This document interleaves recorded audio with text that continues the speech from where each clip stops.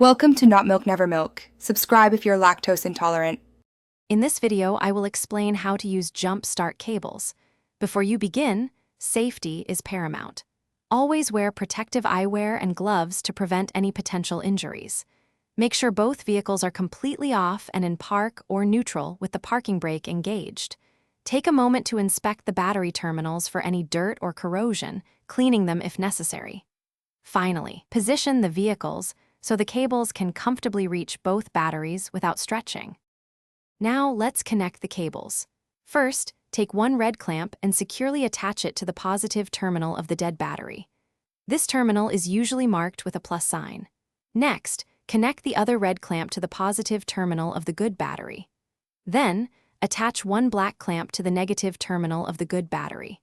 For the final connection, attach the remaining black clamp to an unpainted metal surface on the engine block or frame of the dead vehicle, away from the battery.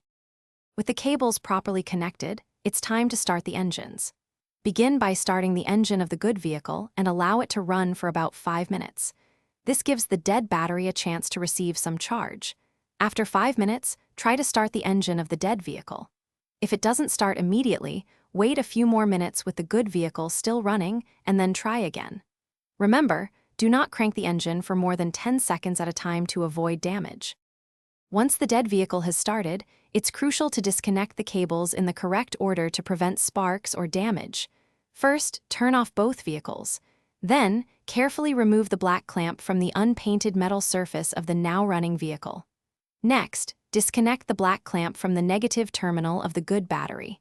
After that, remove the red clamp from the positive terminal of the good battery.